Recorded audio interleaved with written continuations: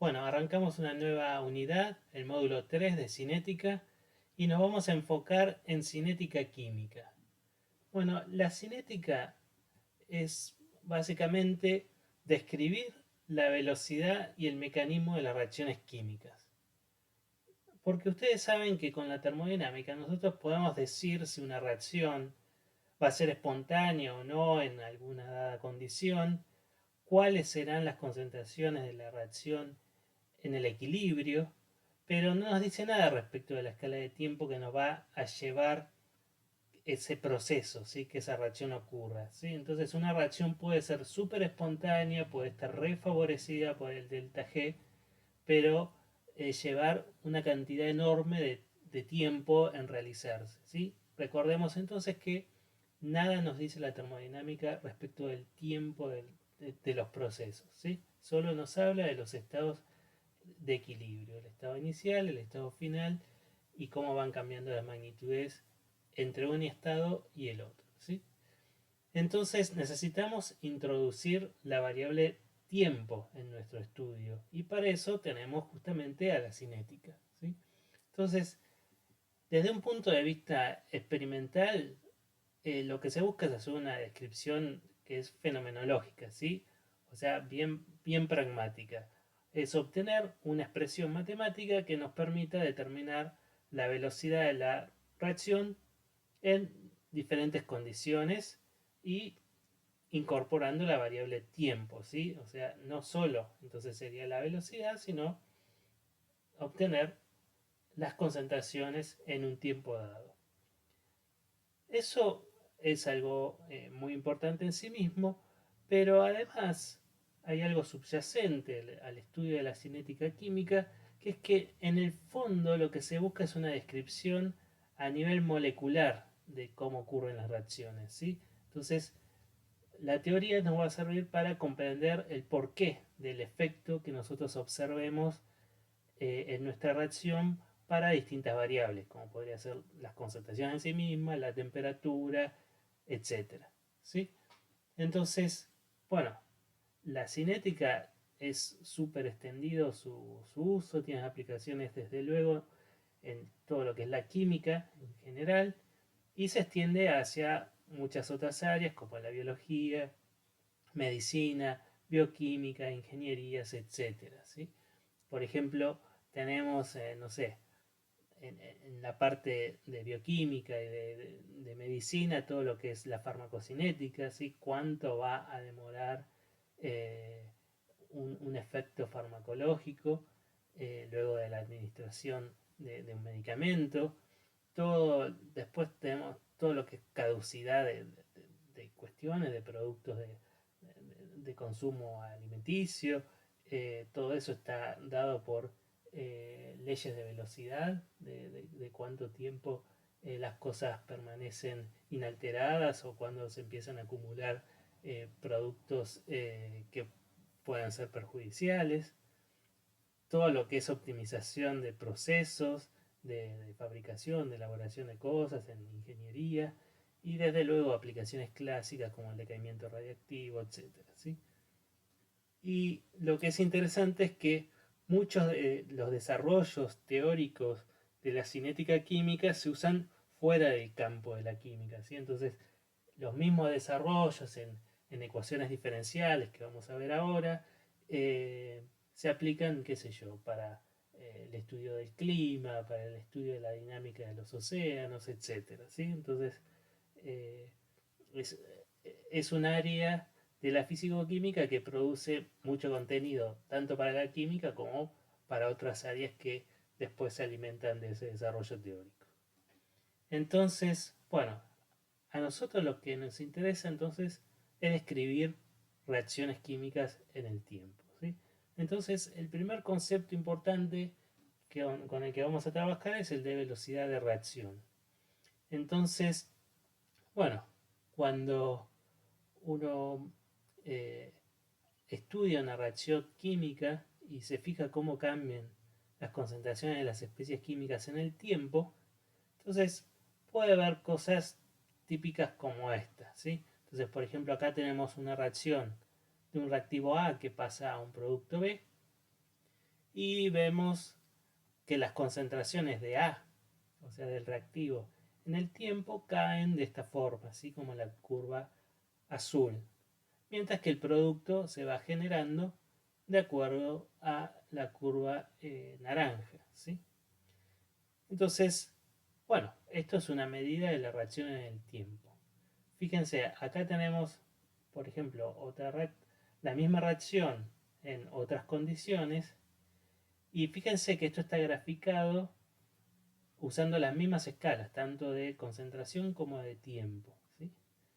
Entonces, bueno, la curva naranja otra vez es la acumulación del producto, la curva azul es la cantidad de reactivo que va quedando, y uno, si ve estas dos gráficas y se pregunta para esta reacción, ¿cuál de las dos condiciones me da una reacción más rápida? ¿Sí?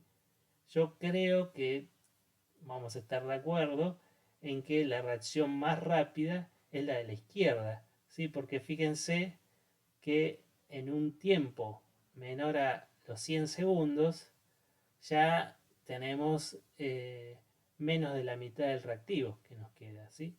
Mientras que en la condición de la derecha, tener cerca de la mitad del reactivo me demora más de 200 segundos, ¿sí? Más del doble de tiempo, ¿sí? Entonces, eh, vamos a estar de acuerdo, me imagino que es natural, en que la primera condición, la de la izquierda, es la más rápida, ¿sí? Entonces, lo que es natural es expresar la velocidad de una reacción como el cambio en la cantidad de las sustancias por unidad de tiempo, ¿sí? Entonces, podríamos definir la velocidad de una reacción de esta forma, ¿sí? Es decir, la velocidad es igual a el cambio en el número de moles de una sustancia, por ejemplo, de A, dividido un delta de tiempo, ¿sí? El tiempo que transcurrió. Entonces, bueno, eso sería una forma operativa y muy razonable de medir la velocidad de una reacción, ¿sí? Pero sucede que si uno tiene una reacción química, por ejemplo, de este estilo, donde hay un reactivo y otro que ambos tienen coeficientes estequiométricos diferentes, ¿sí? Y justo en el mismo evento en el cual una molécula de A está reaccionando, se tiene que encontrar con otras dos de B, ¿sí? O sea, es todo algo concertado que se da simultáneamente. Entonces, bueno, la concentración de A y la concentración de B en el tiempo no van a estar cambiando en paralela, ¿sí? O sea, si yo calculo esa velocidad para A como el cambio en la cantidad de moles de A en una unidad de tiempo y la calculo para B, ¿sí? Como el cambio en el número de moles de B en el tiempo, me voy a encontrar con que estas dos magnitudes van a ser diferentes, ¿sí? Porque por cada mol de A reaccionan 2 moles de B, ¿sí? Entonces la cantidad de B cae 2 veces más rápido que la cantidad de A, ¿sí? Entonces, bueno, no es tan terrible, ¿sí? Pero resulta un poco incómodo definir la velocidad de esa forma y tener que andar especificando todo el tiempo respecto de qué componente tengo que ver la velocidad para decir cuán rápida es, ¿sí? Pero la reacción es una misma, entonces andar especificando un componente es como un poco contradictorio, un poco molesto, ¿sí? Entonces, lo que se desea es encontrar una medida de la velocidad que no dependa del componente que uno está mirando, ¿sí? Entonces ustedes tienen que recordar que habíamos trabajado en la unidad de equilibrio químico con una medida del avance de reacción, que justamente se llama avance de reacción, que era independiente de la especie química que uno use para calcularlo, ¿sí?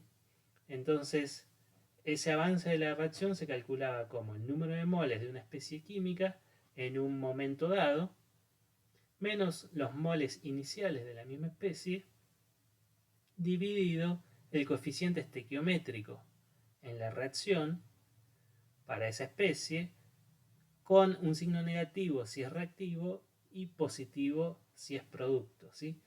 Entonces, para un cierto avance de la reacción, recuerden entonces que esta magnitud era independiente del componente que uno use para calcularlo, ¿sí? Porque al estar dividiendo por el coeficiente estequiométrico, esa distinta dependencia que tienen las velocidades de un componente y del otro se está corrigiendo, ¿sí? Entonces, por ejemplo, eh, uno, ¿cómo haría para definir la velocidad acá? ¿Sí? Tendría un gráfico de concentración o de cantidad, ¿sí? Podrían ser moles, no concentraciones molares, ¿sí? Una cantidad en función del tiempo, ¿sí? Y entonces uno va midiendo esas cantidades conforme avanza la reacción. Y si se fijan, eh, esa cantidad de cuánto cambia eh, la cantidad de la sustancia por unidad de tiempo es diferente, por ejemplo, acá al principio, donde hay una caída pronunciada de la concentración, de acá más adelante, ¿sí? Donde eh, por una unidad de tiempo, por ejemplo, consideremos entre 600 y 700, ¿sí? Por dar un número. ¿Sí? Ven que en este recuadro la variación de concentración es mucho más pequeña que en un recuadro de más arriba. Por ejemplo, acá, cuando vamos de 600 a 700, eh, estamos en cantidad, en concentraciones, cambiando medio, medio cuadrado, ¿sí? Mientras que acá arriba, cuando vamos de 100 a 200, o sea, un cuadradito acá, estamos ya cambiando todo un cuadro en el eje Y entero, ¿sí? Entonces acá la reacción va mucho más rápido de lo que ocurre acá. Y eso, bueno, es súper razonable, ¿no? Porque imagínense una reacción en la cual para que ocurra se tienen que encontrar dos reactivos, ¿sí? Cuanto más reactivo se haya consumido para dar producto, va a quedar menos reactivo disponible para una colisión que dé la reacción química, entonces cada vez va a ser más improbable que dos moléculas de reactivos se encuentren para dar el producto, ¿sí? Entonces cada vez se va haciendo más lenta la reacción. Eh, entonces, eh, vemos que hay una velocidad diferente para cada punto, ¿sí? Entonces necesitamos indicar justamente en qué instante estamos midiendo la velocidad, ¿sí? No puedo decir simplemente la velocidad de la reacción es un número, ¿sí? Tengo que decir en qué punto de tiempo le corresponde ese número, ¿sí? Entonces eso es lo que se conoce como una velocidad instantánea. Entonces acá tenemos la velocidad instantánea en el punto 600 segundos. Acá tenemos una velocidad que se usa mucho, que es la velocidad en el punto tiempo igual cero, que se conoce como velocidad inicial, ¿sí? Entonces, eh, como la velocidad cambia punto a punto, eh, hacer un delta de concentraciones o de cantidades de moles, como habíamos visto en la diapositiva anterior, acarrea un cierto error, ¿sí? Porque si yo tomo un delta grande, por ejemplo de acá desde 200 hasta 600, la velocidad cambió muchísimo, ¿sí? Fíjense que la curva se desacelera bastante entre un punto y el otro, ¿sí? Entonces, hacer el cambio de concentración entre el punto 200 y el 600 y dividirlo por la diferencia de tiempo, ¿sí? O sea, 600 menos 200, sería una aproximación que tiene bastante error, ¿sí? Entonces, lo correcto sería um, hacer que el delta de tiempo sea lo más pequeño posible, ¿sí? Entonces, hacer un incremento en la concentración dividido por el cambio en el tiempo que sea lo más pequeño posible, ¿sí? Entonces, en el límite del tiempo más pequeño posible, ¿sí? Cuando el delta t tiende a cero, lo que tenemos es justamente la derivada de esta curva de concentración en función del tiempo, ¿sí? Y entonces por eso la velocidad vendría a ser algo proporcional a la tangente a la curva en el punto en cuestión, ¿sí? Y digo proporcional y no exactamente igual porque recuerden que eh, en la velocidad se definía usando el avance de reacción, ¿sí? Que el avance de reacción tenía el coeficiente estequiométrico en el denominador, ¿sí? Entonces por eso es proporcional y no exactamente igual. Bien, entonces tomando eso justamente, el avance de la reacción lo tenemos aquí escrito y dijimos que la velocidad se va a definir en función de cómo cambian las cantidades de moles de las sustancias, normalizado por el coeficiente estequiométrico, ¿sí? O sea, lo que sería el cambio en el avance de reacción y eso dividido por el tiempo, ¿sí? Entonces, eh, pueden ver entonces que uno tomando esta derivada del avance de reacción, el coeficiente estequiométrico es justamente una constante, entonces sale fuera de esta derivada y nos queda entonces la derivada del número de moles respecto del tiempo, ¿sí? Entonces, esa sería una forma de definir la velocidad, ¿sí? Entonces, esta es una velocidad que es instantánea y que además, como usó el avance de reacción, no depende de la especie química que yo esté usando para calcularla, ¿sí? Pero además, en general no se trabaja con el número de moles de las sustancias, sino con las concentraciones, ¿sí? Como en el gráfico que yo había mostrado acá arriba. Entonces se suele trabajar a volumen constante y la velocidad se define de esta forma. Al avance de la reacción se lo divide por el volumen. Entonces, eh, bueno, fíjense en esta igualdad de acá, la dividimos por el volumen, nos queda esto. Y entonces el cambio en la concentración, perdón, el cambio en el número de moles dividido el volumen nos da la concentración, ¿sí? El cambio en la concentración, ¿sí? Porque el número de moles dividido el volumen es la concentración. Entonces, esta va a ser la definición de velocidad que nosotros vamos a usar. Esta también sería válida y en ocasiones se usa, pero es menos frecuente y, y bueno, en el curso vamos a usar siempre esto como definición de velocidad, ¿sí? Entonces sería el cambio en el número de moles, la derivada respecto del tiempo de la concentración, sí, perdón, me equivoqué, la derivada de la concentración respecto del tiempo, dividido por el coeficiente estequiométrico, que es negativo si es reactivo y es positivo si es producto, ¿sí? Ahí me expresé mejor. Entonces, veamos un ejemplo de ello.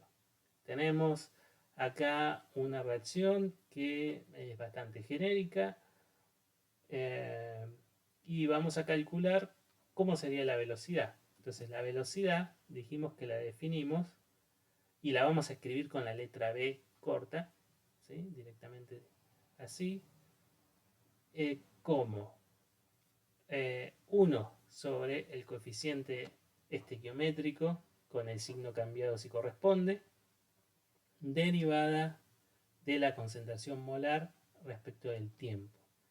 Entonces, ¿cómo sería para A? Sería como A es reactivo, al coeficiente estequiométrico le tengo que poner signo negativo, ¿sí? Ese es el origen del signo negativo aquí, ¿sí? Por la derivada entonces en la concentración de A respecto del tiempo. ¿Qué pasa con B? Bueno, lo mismo, como es reactivo aparece este signo negativo por 1 sobre B, que es entonces el coeficiente estequiométrico. Derivada de la concentración de B respecto del tiempo. Después lo mismo para C, ¿sí? Entonces sería la derivada de C respecto del tiempo multiplicada por 1 sobre el coeficiente estequiométrico, que es C, y como es producto es positivo, ¿sí? Y lo mismo con D, 1 sobre D, derivada en la concentración molar de D respecto del tiempo, ¿sí?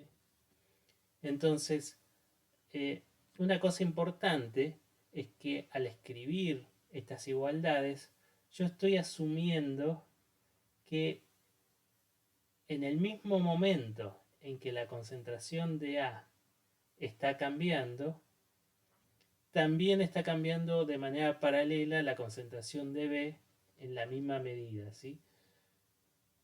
En otras palabras, estoy diciendo que no es que, por ejemplo, hay una reacción en la cual hay varias etapas y el reactivo A se consume y forma otra cosa, un intermediario, que ese intermediario es el que reacciona con B y entonces ahí lo consume y va a dar el producto, ¿sí? Todo en etapas diferentes, ¿sí? Porque en ese caso, entonces no necesariamente podría comparar las velocidades de un reactivo con el otro, ¿sí? O con los productos, ¿sí? Entonces podría ser que el reactivo A se consuma rapidísimo y se acumule un intermediario y después recién lentamente ese intermediario reacciona con B y lo va consumiendo despacito para dar los productos, ¿sí? Entonces en ese caso no podría relacionar el cambio en la concentración de A con el cambio en la concentración de B, ¿sí? En otras palabras, lo que se requiere es que la reacción sea en una sola etapa, ¿sí? O una reacción concertada, se suele decir. O sea que en el mismo evento molecular están reaccionando A y B, ¿sí? Esto significaría que A moles de A tienen que encontrarse con B moles de B para dar productos, ¿sí? Bien, si no, esta igualdad no se puede considerar, ¿sí? Vamos a ampliar mucho más eso en la teórica siguiente, pero para lo que es toda esta teórica de hoy, vamos a asumir que estamos hablando de una sola etapa, ¿sí? O sea, todo esto es concertado. Bien, la ley de velocidad va a depender eh, perdón, no definí qué es la ley de velocidad, ¿sí? Entonces, la velocidad depende de muchos factores.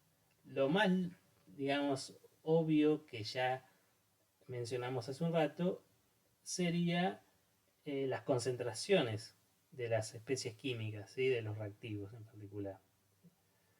Pero bueno, de muchas otras cosas más, por ejemplo, de la presión, de la temperatura, de si hay fases distintas.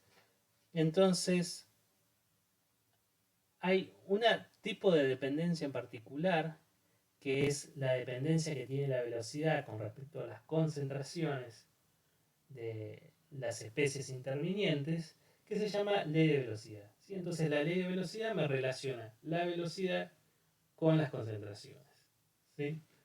Entonces se puede encontrar, ¿sí?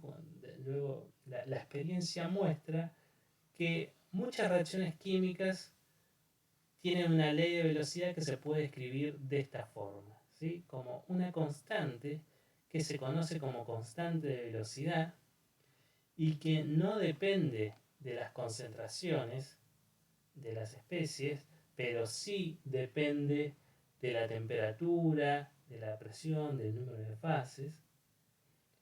Esa constante de velocidad multiplica a la concentración de una especie química, llamemos A, ¿sí? Que puede ser un reactivo, un producto, cualquier especie estable que esté en el medio, y esa concentración está elevada a un exponente que se conoce como orden de reacción, ¿sí? Entonces acá alfa sería el orden de reacción para el reactivo A, beta el orden de reacción para el reactivo B y gamma el orden de reacción para la sustancia F, ¿sí? Yo dije reactivo, pero eh, estos A, B y F pueden ser, como ya dije, cualquier especie estable, puede ser el producto, ¿sí? Si se quiere.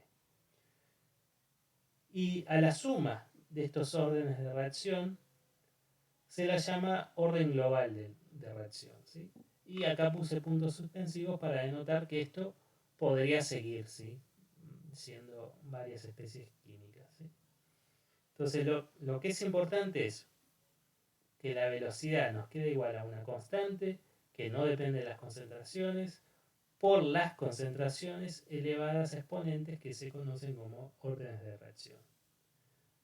Y una cosa súper importante es que esto se encontró para muchas reacciones, pero justamente siempre las leyes de velocidad son experimentales, ¿sí? Si esta forma se cumple o no para una reacción en particular es algo que habrá que hacer un experimento y verificarlo, ¿sí? Uno no lo puede anticipar de, de la nada, ¿sí? Entonces, en particular, a estos órdenes de reacción hay que medirlos con algún experimento, ¿sí?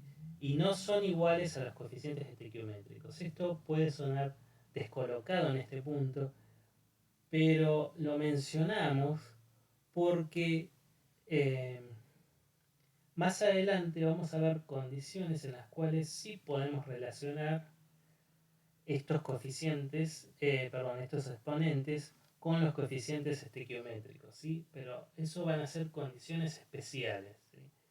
Y bueno, suele pasar que de tanto trabajar en eso, les queda la idea de que uno siempre va a relacionar, siempre pone que el alfa es igual al coeficiente estequiométrico del reactivo A, ¿sí? Pero eso no es así en general, ¿sí? Siempre son experimentales. Bien, entonces veamos algunos ejemplos. A ver, ejemplo de leyes de velocidad. Para reforzar esta idea de que las leyes de velocidad son experimentales. Entonces acá tenemos, por ejemplo, esta reacción entre el yodo y el hidrógeno, ¿sí? Entonces, ¿cuál es la ley de velocidad experimental que se encontró para esta reacción? Bueno, nos dice que la velocidad es igual a K por la concentración de un reactivo por la concentración de otro reactivo. Muy sencillo, sigue esa forma que planteaba hace un ratito de una constante por las concentraciones elevadas a exponentes que en este caso valen 1, ¿sí? Entonces, muy bien. Acá tenemos otra reacción que se ve muy similar, o sea, en lugar de yodo tenemos bromo, digamos, uno diría, tiene que tener una ley de velocidad igual si son átomos que están en el mismo grupo, ¿sí? Pero fíjense que la ley de velocidad es muy distinta, ¿sí? Esta es la ley de velocidad que se encontró. Y fíjense que acá ya no aparecen solo productos, ¿sí? Aparece una suma, ¿sí? Que haya una división, ¿sí? No es un problema, ¿sí? Porque si uno tiene solamente algo dividiendo, una concentración dividiendo, eso significa que el exponente es un número negativo, ¿sí? Y eso se reconcilia con esa forma de leyes de velocidad que mencionaba en la diapositiva anterior, ¿sí? Pero el hecho de que haya una suma, eso sí ya plantea un problema, ¿sí? Entonces, esta ley de velocidad no sigue esa forma canónica y fíjense que no tiene como nada que ver con la reacción parecida y no tiene como nada que ver con lo que uno podría anticipar de solo ver la reacción química, ¿sí? Tenemos otro ejemplo. Este ejemplo es interesante porque fíjense que los reactivos son óxido de azufre más oxígeno, y este es el producto. Y fíjense que la velocidad de reacción es, se escribe como una forma canónica, ¿sí? O sea, es una K por productos de concentraciones, pero la concentración que aparece acá es la de un catalizador, ¿sí? Que es este NO. Y no aparece uno de los reactivos, ¿sí? Entonces, bueno, yo les mencionaba que las concentraciones podrían ser cualquier especie estable que esté en el medio. Y bueno, en este caso esa especie estable es un catalizador, ¿sí? Y acá tenemos otro ejemplo bastante complicado, y fíjense que acá la velocidad también incluye una suma, ¿sí? Entonces, recordando lo que yo había mencionado de que si uno tiene esta forma canónica, la suma de los exponentes se llama orden global de reacción. Entonces nos preguntamos cuál es el orden global de reacción de esta primera de acá, ¿sí? Si vemos la ley de velocidad, los exponentes son 1 para el hidrógeno y 1 para el iodo. Entonces el orden global es la suma de 1 más 1, orden global 2, ¿sí? ¿Cuál es el orden global para esta de acá? Bueno, esta de acá no sigue la forma canónica, ¿sí? Hay una suma. Entonces el orden global de reacción no está definido. Esta sí sigue la forma canónica. Y tenemos un 1 para el oxígeno y un 2 para este óxido de nitrógeno, ¿sí? Entonces 1 más 2 es 3. Orden global de reacción 3. Y para esta de aquí abajo también tenemos una suma. Entonces el orden de reacción global no está definido, ¿sí? Bien. Ah, ahora, bueno, ya definimos qué es una velocidad de reacción, qué es una ley de velocidad de reacción, y ahora la pregunta es, bueno, justamente cómo medimos la velocidad de una reacción, ¿sí? Entonces, para eso se utilizan muchos métodos, depende de la reacción, obviamente, pero esos métodos los podemos clasificar en dos grandes categorías. Están los métodos químicos, donde justamente se usa una reacción química para evaluar la concentración de un componente, ¿sí? Entonces, quiero saber cuánto de ese componente hay en la solución o en el medio de reacción, ¿sí? Para hablar más en general, podrían ser gases, ¿sí? Entonces, ¿cuánto de esa especie química hay en el medio de reacción? Bueno, tomo una muestra y le hago una reacción química específica que me va a determinar cuánto hay de ese componente en el medio, ¿sí? Entonces, eso, como acabo de decir, involucra sacar la muestrita, detener la reacción para poder trabajar haciendo la otra reacción química de determinación de la sustancia, que me va a llevar un cierto tiempo. Y bueno, toda esa cuestión de sacar la muestrita, de detener la reacción, involucra tiempo, ¿sí? Tiempo para el operador. Entonces, los métodos químicos tienen la ventaja de que potencialmente pueden ser muy específicos para un analito, para una especie química en particular, pero están limitados al caso de reacciones que sean relativamente lentas, que me den tiempo de sacar la muestra y hacer todas las operaciones que hay que hacer, ¿sí? Por otro lado están los métodos físicos, ¿sí? Donde lo que se hace es monitorear alguna propiedad física que podemos relacionar con las cantidades o concentraciones de las especies químicas, ¿sí? Entonces, por ejemplo, si tenemos reacciones donde intervienen gases, por ahí un cambio de presión puede ser una buena medida, ¿sí? Por ejemplo, una reacción donde no tenemos, donde todo está en solución y el producto es un gas, bueno, eso implica que un incremento de la presión en el tiempo es una medida de que la reacción está transcurriendo, ¿sí? Después tenemos algo bastante típico, que es usar absorción de luz, ¿sí? Entonces, de radiación, ¿sí? Puede ser absorción UV, el típico espectro UV, en el visible también puede ser, infrarrojo, Raman, RMN, etcétera, ¿sí? Y después, bueno, están otras técnicas físicas como la polarización de luz, por ejemplo, que se usó en el primer estudio cinético de la historia, eh, que se usó para la sacarosa, etcétera, ¿sí? Lo que tienen es que son métodos que en principio se pueden monitorear online, ¿sí? Mientras la reacción está transcurriendo, sin necesidad de ir sacando muestritas. Y por el otro lado que suelen ser rápidos, ¿sí? Suelen ser muy rápidos.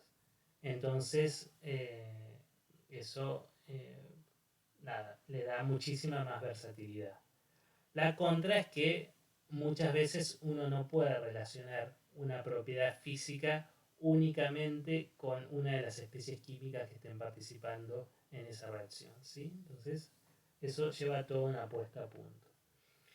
Después está el caso en particular, que no quería dejar de mencionar, de reacciones que son especialmente rápidas, ¿sí? Que ocurren, por ejemplo, en escalas de tiempo de los milisegundos, ¿sí?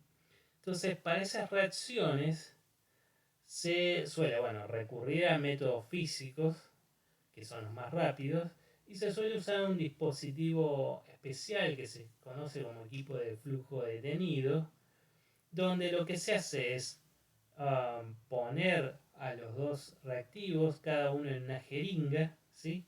Y muy rápidamente, en general con un dispositivo que aplica una presión muy grande, pero de manera controlada, se presionan las jeringas y esas jeringas inyectan su contenido a una cámara de mezclado, donde entonces todo se mezcla y pasa de inmediato a donde está el detector, ¿sí? Y entonces de esa forma se consiguen mezclados muy rápidos y homogéneos que permiten monitorear reacciones muy rápidas, ¿sí? Incluso estamos hablando de un dispositivo que está optimizado para el mezclado rápido, ¿sí? Porque capaz que uno puede medir muy rápido una reacción por un método físico, pero le lleva tiempo mezclarlo, entonces las primeras medidas mientras se está mezclando son cualquier cosa, porque el sistema no está homogéneo.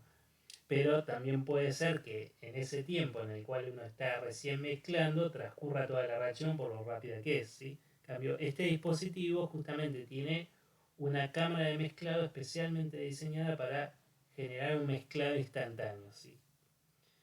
Bueno, ahí esta jeringa de bombeo simplemente es para mantener las presiones equilibradas bien. No viene al caso. Bueno, bien.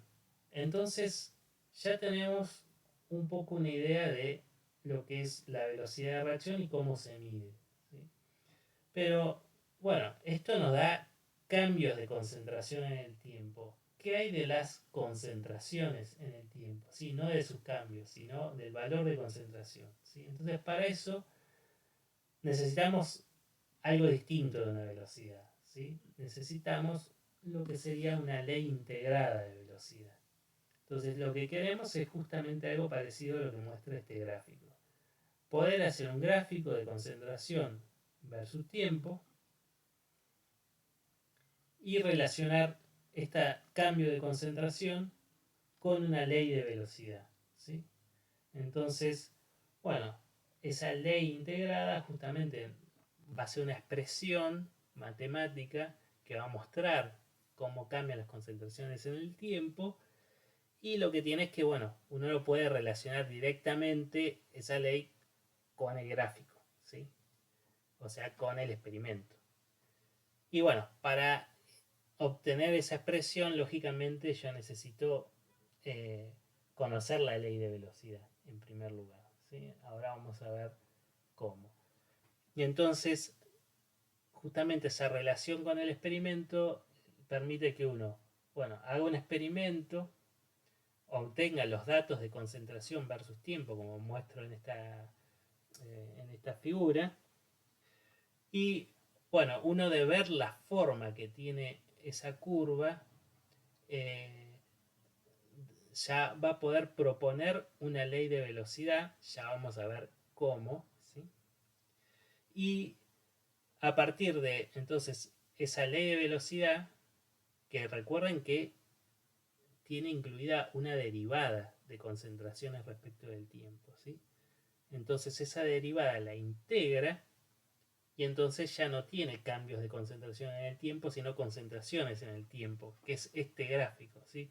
Entonces compara esa ley integrada, es, que sería la curva esta celeste, con los datos experimentales, que serían los puntos rojos, y si coinciden, entonces uno dice, bien, encontré la ley de velocidad, mi propuesta fue correcta. Esa ley de velocidad explica mis datos. Y si no es así, bueno, eh, tiene que, no sé, hacer más experimentos y completar esa información experimental de manera tal de proponer una nueva ley de velocidad y nuevamente derivar por integración cómo sería el cambio de concentraciones en el tiempo y repetir todo este ciclo hasta que uno le haya pegado a la ley de velocidad correcta, ¿sí? Hasta que converge. Entonces, bueno, ¿cómo es que se hace toda esta historia de la integración, etcétera, etcétera? Bueno, uno, la ley de velocidad, como decía, es una derivada de concentraciones respecto del tiempo, ¿sí? Por ejemplo, que está puesta para un cambio en la concentración de reactivo, ¿sí? Uno puede encontrar eso. Y por ejemplo, podríamos hallar que esa velocidad es de primer orden, ¿sí? O sea que uno puede escribirlo como una constante por la concentración del reactivo, ¿sí? Entonces, esto que tenemos acá constituye lo que sería una ecuación diferencial. Bien, entonces si uno por integración puede resolver esa ecuación diferencial y hallar las concentraciones en función del tiempo. Veamos ejemplos. Por ejemplo, tenemos ese caso que mencionaba recién, de primer orden. Entonces, que sea de primer orden significa que uno la velocidad la escribe como K por la concentración de la especie química, ¿sí? Y veamos y supongamos que lo que uno ve que cambia de esta forma es el descenso, el consumo de la especie química A, ¿sí? Entonces por eso puse menos cambio en la concentración de A respecto del tiempo, ¿sí? Fíjense que eh, la definición eh, de ley de velocidad, a ver, volvamos un poquito para atrás, involucra que aquí, ¿sí?, las velocidades son siempre positivas, ¿sí? Porque, fíjense para esto, si es un reactivo, nosotros le poníamos un signo negativo. Entonces, y A es un número positivo, ¿sí? Entonces, todo este factor negativo multiplicado por esta derivada me va a dar un resultado positivo. ¿Por qué? Porque la derivada en la concentración de un reactivo en el tiempo es negativa, ¿sí? Porque los reactivos se van consumiendo, ¿sí? Entonces esta derivada es negativa. Lo mismo para este otro, para B, que también es reactivo, la derivada es negativa, multiplicada por este signo negativo me da positivo. Y esto es producto, entonces el cambio en la concentración de C va a ser positiva, ¿sí? Multiplicada por algo positivo va a ser entonces una velocidad positiva. Entonces lo mismo para D. Siempre entonces la velocidad de reacción es el mismo número y siempre es positivo. Entonces, si uno escribe esa velocidad que es positiva, como una constante por concentraciones, como las concentraciones son positivas, las constantes siempre van a ser positivas, ¿sí? Entonces, ahora, ¿por qué decía eso? Bueno, eso venía a cuento de que yo hablaba de consumo de una especie química A, ¿sí? Entonces, dije consumo y no aparición, porque al decir consumo estoy diciendo que esta derivada es negativa. Entonces, multiplicada por este signo negativo me queda positivo, como tienen que ser las velocidades de reacción, ¿sí? Entonces, bien, retomamos. La velocidad, al ser de primer orden, significa que la escribo como una constante k por una concentración elevado a un exponente de 1, ¿sí? Entonces, ¿cómo integro esta expresión? Bueno, primero, para integrar necesito separar variables, tener concentraciones de un lado y tiempos del otro. Entonces, reacomodo esta expresión y ahora sí, integro. Entonces integro entre la concentración inicial, que es la concentración que hay a tiempo cero, y la concentración a tiempo t, ¿sí? Que le pongo esta t chiquita, ¿sí? Integramos y esta integral obviamente es la integral de, digamos, 1 sobre x, que nos queda el logaritmo natural de x. Y entonces esta es la ley integrada de primer orden, ¿sí? Eh, bien, podemos tomar el logaritmo de ambos lados y reacomodar un poquito y nos queda que entonces la concentración de A cambia de manera exponencial, ¿sí? Con el tiempo, ¿sí? Disminuye de manera exponencial. También, bueno, podemos graficarlo, ¿sí? Entonces acá lo que tenemos graficado es la concentración de a tiempo t dividido por la concentración inicial, ¿sí?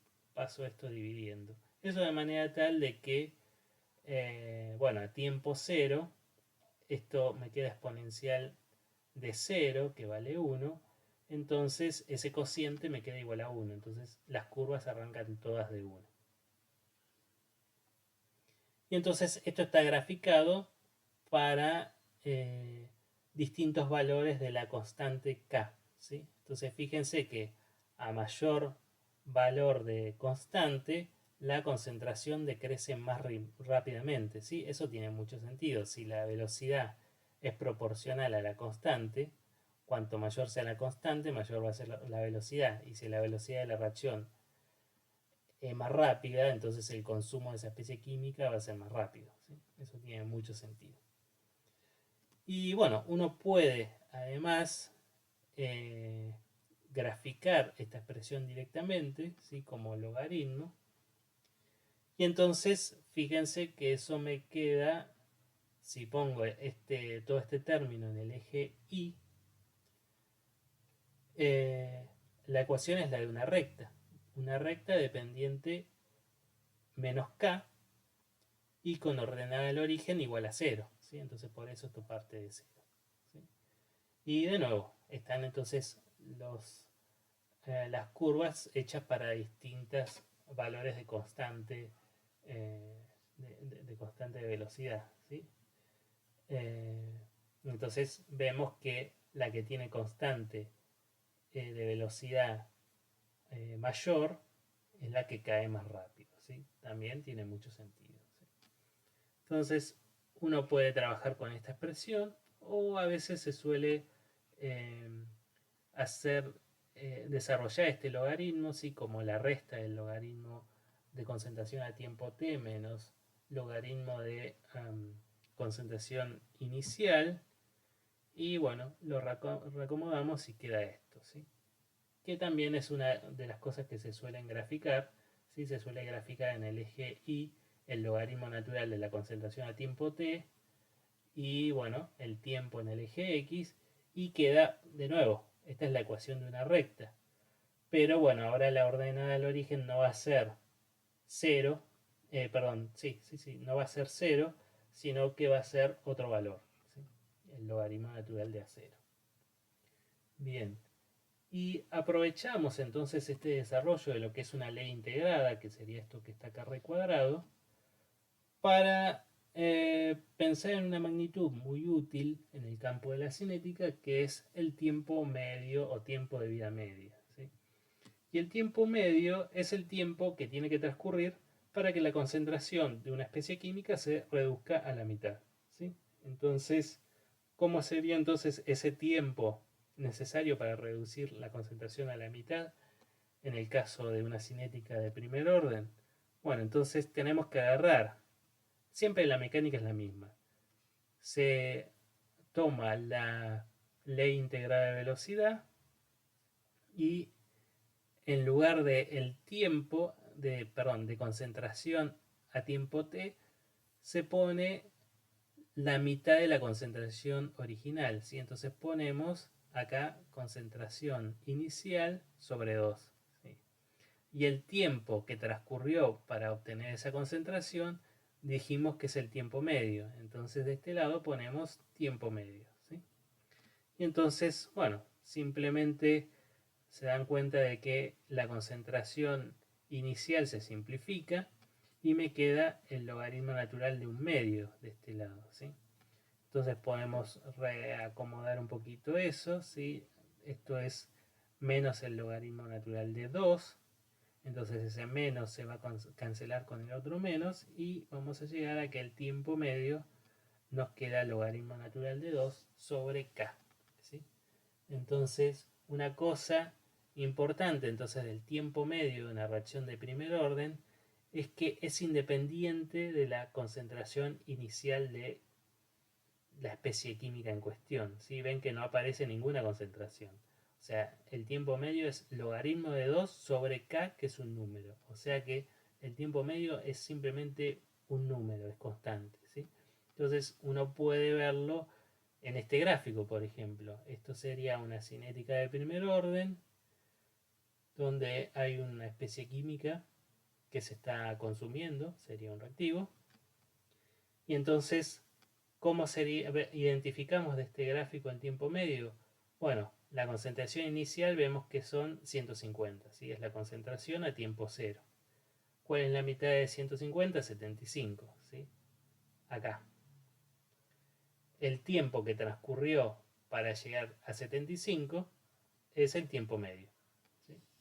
Y lo que nos dice um, esta deducción que acabamos de hacer es que ese tiempo es independiente de la concentración inicial. Entonces, por ejemplo, si yo parto de la concentración 75 y me pregunto cuál es el tiempo para alcanzar la mitad, entonces la mitad de 75 es 37,5, que sería acá, ¿sí?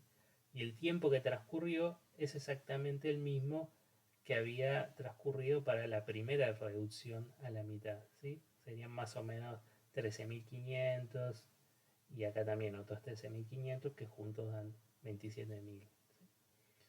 Entonces, bien, esa es una característica de las reacciones de primer orden, un tiempo medio independiente de la concentración de la sustancia en cuestión, ¿sí?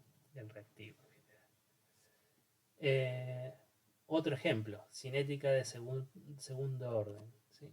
Entonces una cinética de segundo orden significa que uno puede escribir la velocidad como una constante por concentraciones tales que la suma de los exponentes me dé 2, ¿sí? Entonces un caso particular de eso es que hay una sola concentración con un exponente de 2, ¿sí? Pero otro caso de segundo orden sería tener concentración de A y concentración de B elevados a la 1, entonces el orden global sería 2, ¿sí? Entonces nosotros vamos a desarrollar la ley integrada para este caso en particular que tenemos acá puesto, ¿sí? En la guía tienen ejercicios donde tienen que resolver la integración para otros casos, ¿sí?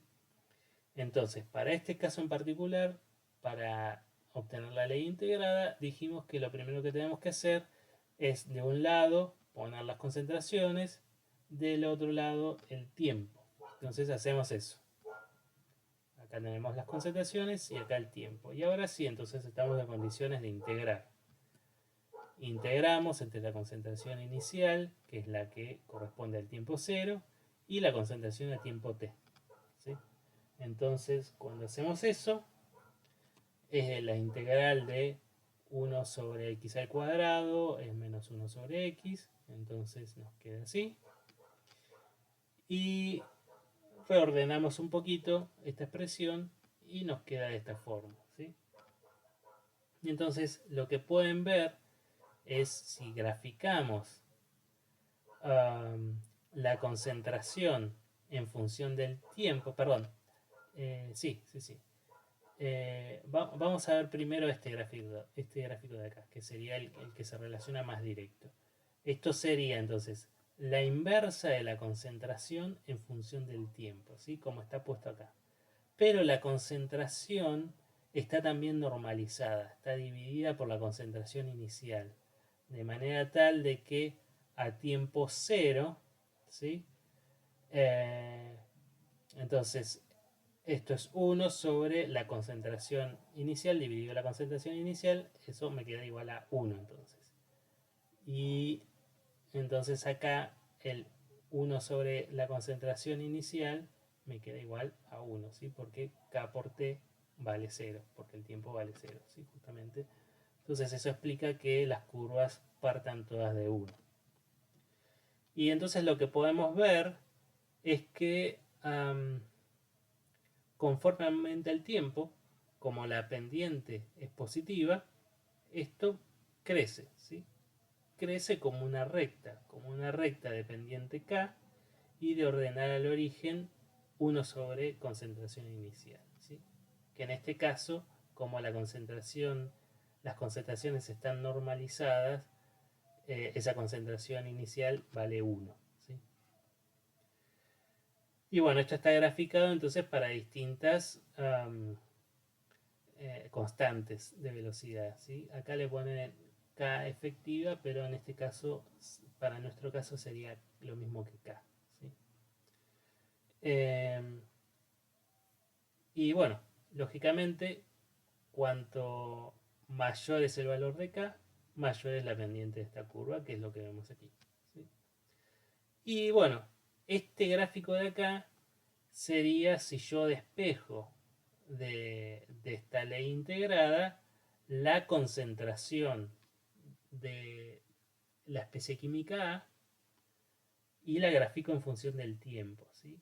Con esa concentración expresada también de manera normalizada, de manera tal de que a tiempo cero eso me dé 1. ¿Sí? Si ustedes hacen el desarrollo simplemente de despejar A y después lo dividen por A0, van a llegar a la ley, a la función que está graficada acá. ¿Sí? Y entonces, bueno, vemos cómo está decayendo eh, la concentración en el tiempo. ¿Sí? Y esta caída no es exponencial, sino más bien es hiperbólica. ¿Sí? Y bueno, vemos que a mayor valor de constante cinética, la caída es más rápida, lo cual tiene mucha lógica, ¿sí? Entonces, a mayor valor de constante acá, lógicamente la velocidad va a ser cada vez mayor, y si la velocidad de desaparición de esa especie química es mayor, entonces la concentración cae más rápido, ¿sí? Tiene toda la lógica. Y bueno, ya que estamos, deducimos la expresión para el tiempo medio. Entonces, el tiempo medio teníamos que reemplazar en la ley integrada, en lugar de la concentración a tiempo t, ponemos la concentración inicial dividido 2. Al hacer ese reemplazo, el 2 me queda arriba, ¿sí? Entonces me queda 2 sobre la concentración inicial. Y el tiempo correspondiente que transcurrió es el tiempo medio. Entonces en lugar de escribir t, escribo tiempo medio.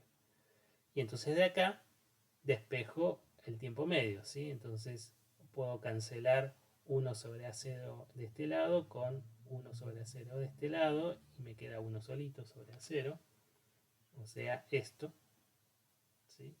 Y de ahí simplemente despejo el tiempo medio, ¿sí? Y acá ven que el tiempo medio sí depende de la concentración inicial de la especie química, ¿sí? Entonces esa es una diferencia respecto de la cinética de primer orden, ¿sí? Y bueno, queda para ustedes en los ejercicios ver, por ejemplo, para el caso de una ley de orden cero, cómo cambia el tiempo medio y van a ver que también es diferente, es marcadamente diferente de esto. Entonces los tiempos medios permiten diferenciar distintas cinéticas, ¿sí? Distintos órdenes globales de reacción. Y por último quería mostrarles, bueno, como les decía, esto era más bien hiperbólico. Esto sería para las mismas concentraciones y las mismas constantes cinéticas, ¿sí? El mismo valor, quiero decir, está graficado como es el cambio en la concentración relativa en el tiempo de la especie química um, para el orden 1 y para el orden 2. Y ven que para orden 2 las concentraciones caen mucho más rápidamente, ¿sí? Eso tiene su lógica, ¿sí? Porque básicamente eh, acá en orden 2 las concentraciones, o sea, lo que sería la velocidad de desaparición está con una concentración que depende del cuadrado, o sea que la velocidad va a ser mucho mayor siempre, ¿sí? Entonces lógicamente va a desaparecer antes. Bien, eh, ahora vamos a ver cómo hacemos para determinar esos exponentes en las leyes de velocidad, ¿sí? Entonces, para eso se usan dos métodos. O sea, dos métodos principales, vamos a decir. Uno de ellos se conoce como método de velocidades iniciales, donde lo que se hace es uh, dos experimentos donde se hace la reacción química y se pone todo en idénticas condiciones, ¿sí? Excepto la concentración de uno de los reactivos, ¿sí? Entonces todos los reactivos tienen la misma concentración excepto uno y obviamente las condiciones son iguales en todo lo demás, ¿sí? En la presión, en la temperatura, etcétera, ¿sí? Entonces, para ese tubo de reacción, llamémosle, se mide la velocidad inicial, ¿sí? O sea, eh, cuánto cambió la concentración para un intervalo de tiempo muy chiquito, lo más chico posible, y lo más cercano al inicio de la reacción posible, ¿sí? Y entonces lo que se hace es suponer que la ley de velocidad de esa reacción en particular sigue la forma canónica, ¿sí? O sea, una constante por concentraciones elevadas a un exponente, ¿sí?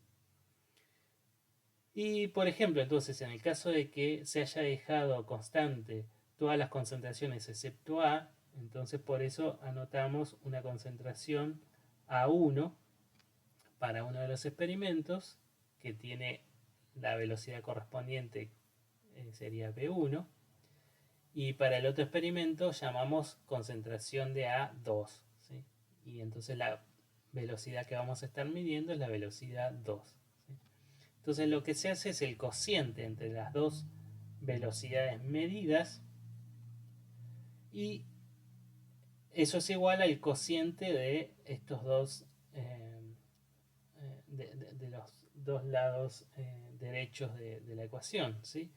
Pero al hacer este cociente, fíjense que las concentraciones de B elevadas a su exponente se simplifican, las concentraciones de F también se simplifican, si hay más especies químicas también multiplicadas que se van a simplificar, la constante de velocidad también se va a simplificar y lo que me va a quedar es la concentración de A de la primera condición dividido la concentración de A de la segunda condición, ¿sí? Que esas no se van a simplificar porque son distintas, ¿sí? y van a estar elevadas cada una al factor, al orden de reacción alfa, que bueno, lo podemos agrupar así. Y entonces, bueno, haciendo el cociente de las velocidades, que yo las medí, o sea, sé el número de cada uno, y hago el cociente de las concentraciones, que yo sé cuánto agregué, ¿sí? Entonces esto es un número, despejo esta incógnita alfa, ¿sí? Entonces básicamente puedo tomar el logaritmo de este número de acá, y el logaritmo de este lado sería alfa por logaritmo de todo este número de acá, ¿sí? Entonces así despejo el alfa, el orden de reacción respecto de la especie química A, ¿sí? Después hago lo mismo para el reactivo B, ¿sí? Entonces dejo constante los otros y cambio la concentración de B, ¿sí? Y así hasta tener toda la información suficiente para escribir la ley de velocidad de esta forma, ¿sí? Tenemos desde luego en la guía de ejercicios eh, problemas donde se hace esto para reforzar la idea, ¿sí?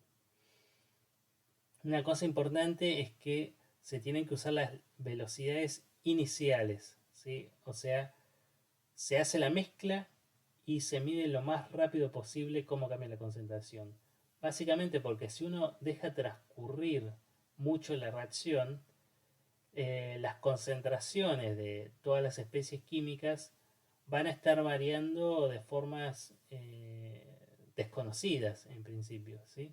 Y no vamos a saber cuáles son las concentraciones que tengo luego de transcurrido un tiempo importante de B, de F, etcétera, entonces no la voy a poder simplificar nada, ¿sí? Entonces tienen que ser eh, concentraciones, eh, perdón, velocidades iniciales de manera tal de poder decir, bueno, la concentración de B es aproximadamente lo que puse, ¿sí? Y entonces se simplifica. Bien. Bueno, el otro método se llama de aislación, aislado, aislamiento, ¿sí? Y en este método, que nosotros lo llamamos de aislación, lo que se hace es la reacción química agregando en la mezcla de reacción todos los reactivos en exceso excepto uno que va a ser el limitante, ¿sí? Entonces es como ponerle al menos 100 veces más de los reactivos en exceso que del limitante, ¿sí?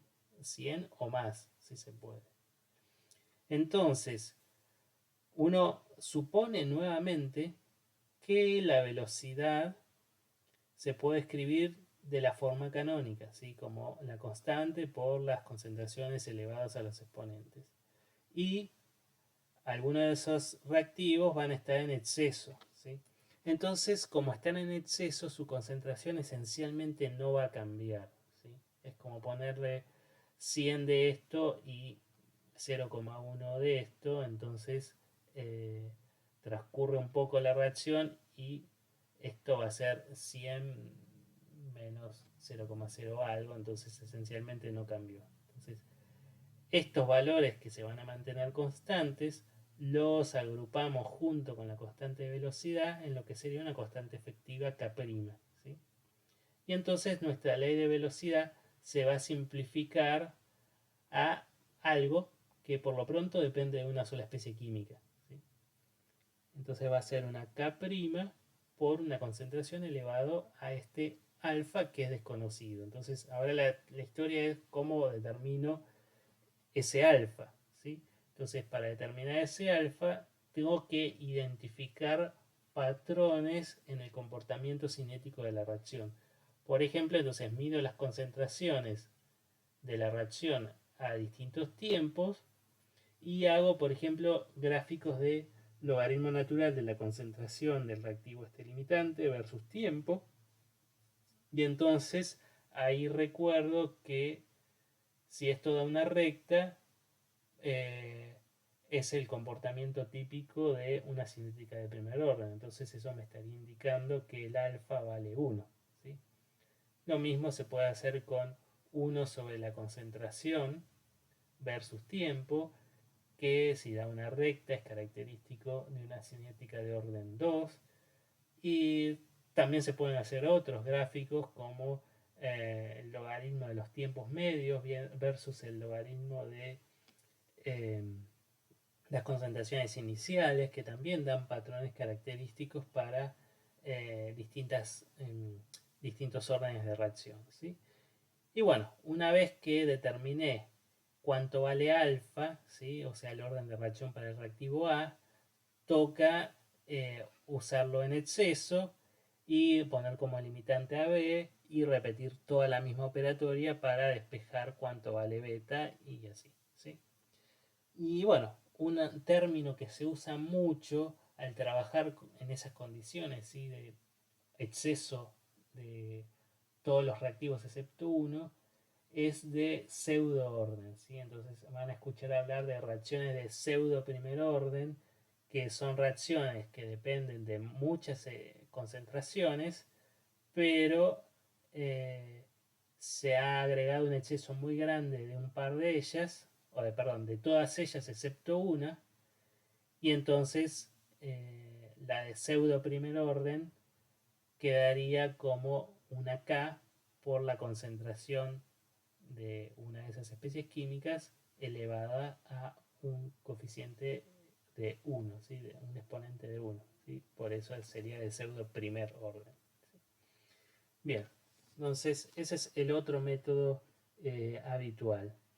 La otra forma, perdón, en general se usa mucho eh, hacer métodos numéricos, ¿sí? Básicamente medir concentraciones en el tiempo y bueno, con los programas eh, digamos, de ajuste de datos, se ajustan las distintas ecuaciones y así se determina eh, las, los órdenes de reacción, ¿sí? Pero usando en este caso ya concentraciones arbitrarias, no hace falta poner en exceso, pero bueno, eso requiere de hacer muchos experimentos donde se puedan variar las concentraciones de las distintas especies químicas, lo cual es laborioso y a veces no es posible, ¿sí?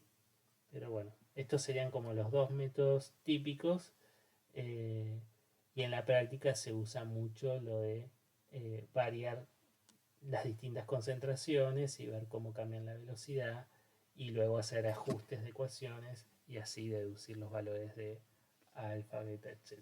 ¿Sí? Bueno, para terminar la teórica del día de la fecha, porque esto continúa la próxima, vamos a ver el efecto que tiene la temperatura en la velocidad de reacción. Bueno, las velocidades de reacción vimos que una ley de velocidad la expresábamos como el producto de una constante velocidad por las concentraciones, ¿sí?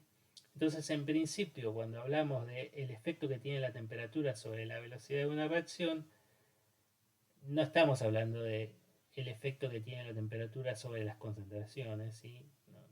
No vamos a considerar esa posibilidad, a pesar de que los volúmenes podrían cambiar, etcétera, pero lo que nos vamos a concentrar es en el efecto que tiene la temperatura sobre la constante de velocidad, ¿sí? Entonces, en la práctica se ve que la mayoría de las reacciones tienen un comportamiento en el cual la velocidad aumenta al aumentar la temperatura. Se suele ver una cosa como este gráfico de acá, ¿sí? Entonces, así aumenta la velocidad con la temperatura. Y como decía recién, nosotros vamos a contemplar el caso práctico más general de ver el efecto que tiene sobre la constante, ¿sí? Cualquier efecto que podría haber sobre los volúmenes, bueno, se corregiría antes de hacer todo análisis, ¿sí? Entonces, eh, ¿sí? O sea, ese sería un problema de trabajar con volúmenes, ¿sí? Si uno trabaja con moles, ¿sí? Velocidades definidas como un cambio en el número de moles, ahí ya no tenemos ningún problema, ¿sí? Pero bien, entonces, vemos el efecto que tiene sobre la constante de velocidad. Y les decía que en general, al aumentar la temperatura, las reacciones se aceleran, ¿sí? Las velocidades aumentan. Entonces, hacia finales del 1800, un químico sueco llamado Arrhenius encontró una relación empírica entre la constante de velocidad y la temperatura, que es conocida como la ecuación de Arrhenius, ¿sí? Que es la que está puesta acá recuadrada, que nos dice que la constante, que es una función de la temperatura, se puede escribir como un factor preexponencial que se llama factor de frecuencia por exponencial de menos una constante que se llama energía de activación sobre R por T, siendo R la constante de los gases. Entonces, bueno, muchas reacciones obedecen esta expresión, ¿sí? Aunque por lo general lo obedecen para un rango limitado de temperaturas. Bien, uno puede tomar el logaritmo de esta expresión y de los dos lados, y entonces llega a que el logaritmo natural de la constante es igual a el logaritmo natural de ese factor de frecuencia menos la energía de activación sobre RT, que también es otra versión bastante práctica y usada de esta expresión, ¿sí? Eh, y bueno, podemos usar esa expresión para ya no tener una función de la constante en función de la temperatura, sino ver cuánto cambia la constante entre dos temperaturas concretas, ¿sí? Entonces, ¿cómo hacemos eso? Bueno, usamos la misma expresión para hacer el cociente entre constantes a dos temperaturas distintas, ¿sí? Constante temperatura 2 y constante temperatura 1. Entonces, eso sería igual a el factor de frecuencia exponencial de menos la energía de activación sobre R por la temperatura correspondiente, que es temperatura 2 en este caso, ¿sí? Y lo mismo para la constante a la temperatura 1, ¿sí? La puedo escribir como el factor de frecuencia exponencial de menos la energía de activación sobre RT1, ¿sí? Fíjense que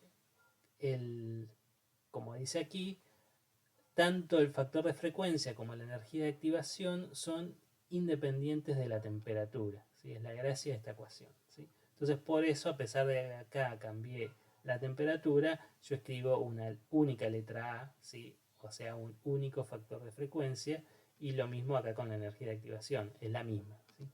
Entonces, bueno, esto puedo ver que entonces el cociente de estas dos constantes, al hacer eso, los factores de frecuencia se cancelan, ¿sí? En el denominador y numerador.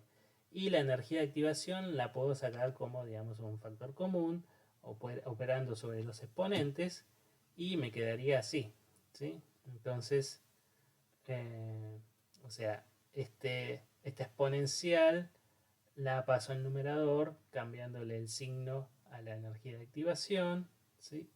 Y al hacer eso, el producto de las exponenciales lo tomo como la exponencial de una suma y me queda básicamente así, ¿sí? Donde este signo negativo proviene del hecho de que al pasar esta exponencial al numerador, yo lo había hecho positivo, ¿sí? Entonces, para que me quede positivo, le puse este signo negativo aquí. ¿Bien? Eso es claro. Entonces, bueno, podemos trabajar con esto, o algo más práctico es tomar el logaritmo de ambos lados, y entonces el logaritmo del cociente de las constantes cinéticas me queda igual a menos la energía de activación sobre RT, 1 sobre T2 menos 1 sobre T1. Una forma de expresión, de ecuación, que ya trabajamos varias veces con Clausius-Clapeyron, con Van Hoff, etc. ¿Sí? De hecho, esta es una ecuación que está inspirada en el trabajo de Van Hoff, ¿sí?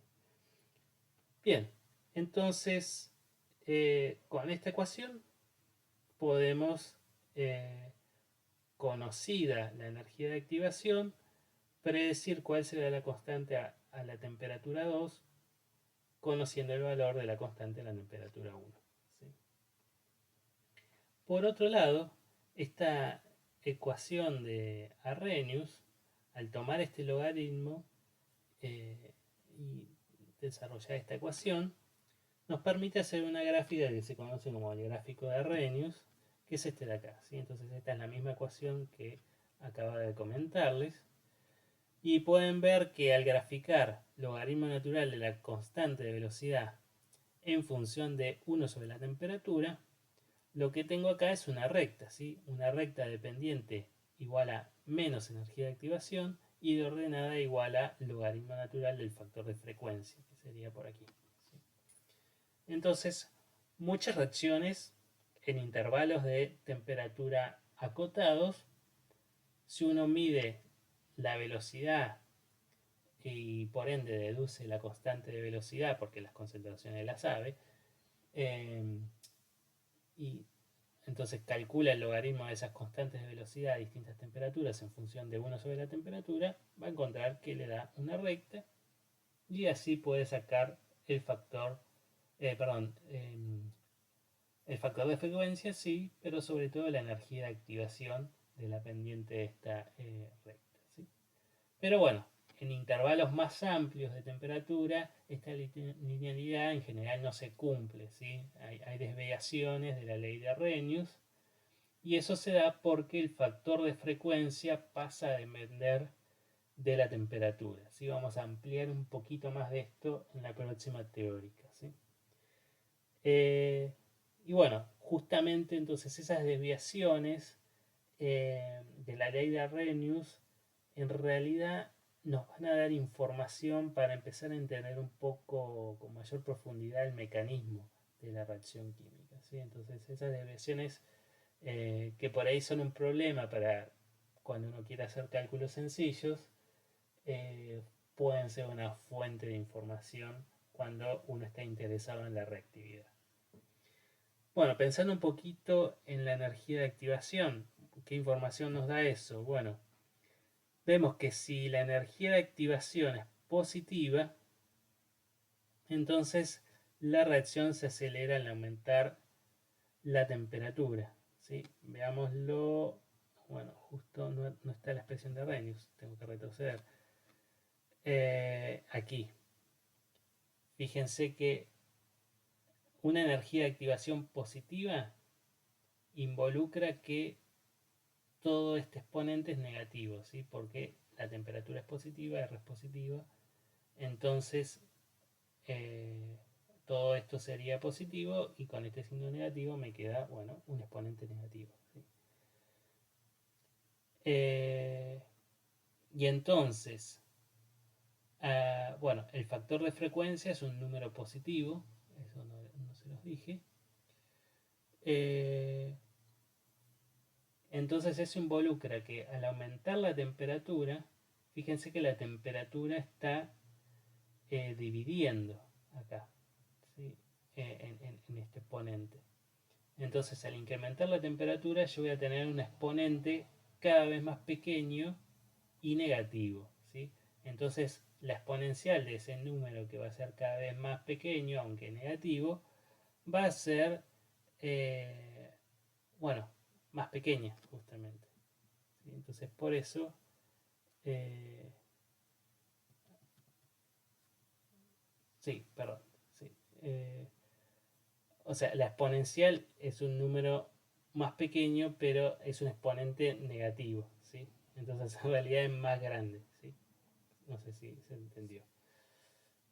Eh, entonces, bueno, eso es lo que me explica que la temperatura va a estar, eh, la constante va a estar aumentando con la temperatura. Lo podemos ver en este otro gráfico, tal vez es más sencillo. Fíjense, logaritmo natural de k, que sabemos que es una función creciente, el logaritmo, en función de 1 sobre t, ¿sí? Entonces, si la energía de activación es positiva, eso involucra que esta pendiente del gráfico va a ser negativa. ¿Bien? Como es el gráfico que tenemos acá justamente dibujado.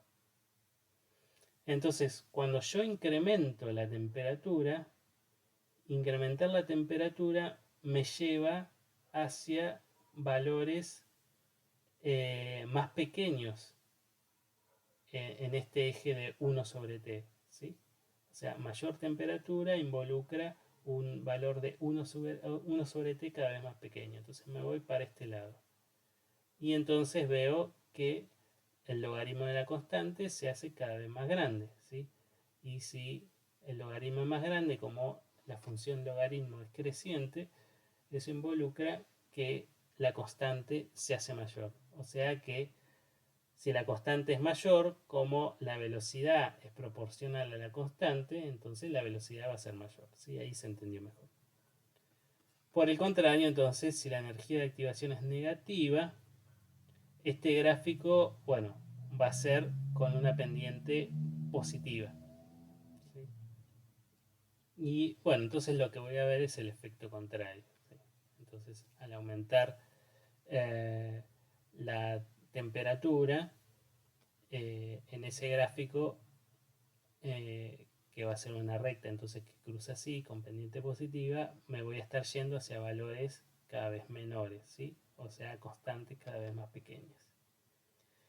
Y también, bueno, cuanto mayor sea la magnitud de la energía de activación, la magnitud de esta pendiente va a ser mayor, o sea que el cambio en K va a ser cada vez mayor, ¿sí? Va a ser más pronunciado. Y bueno, por último, un poco la interpretación de la energía de activación, cosa que también vamos a ampliar un poco más en la próxima clase, y que ustedes ya habrán visto de otras químicas, que uno puede hacer un gráfico donde representa cómo avanza la reacción en función de un parámetro molecular, ¿sí? Un parámetro que me diga que la reacción, ¿sí? Que un evento molecular reactivo ha evolucionado en el tiempo, ha avanzado, ¿sí? Podrían ser distancias de enlace, lo que sea, ¿sí? Entonces, lo importante es que al moverme hacia la derecha, la reacción transcurrió en mayor medida, ¿sí? Eh, entonces, bueno, los reactivos tienen una cierta energía y los productos otra. Y la energía de activación es la barrera energética que tienen que superar los reactivos para transformarse en productos, ¿sí?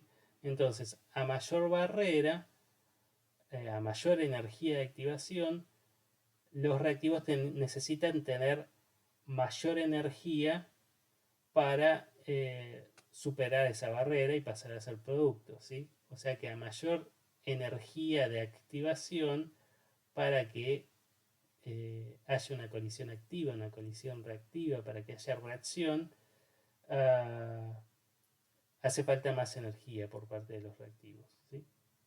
Entonces, justamente está esa interpretación y de ahí surge el nombre de energía de activación, ¿sí? Es esa energía que tienen que tener las moléculas de reactivos para superar y transformarse en productos, ¿sí? Sería esa energía mínima que necesitan para pasar a ser productos.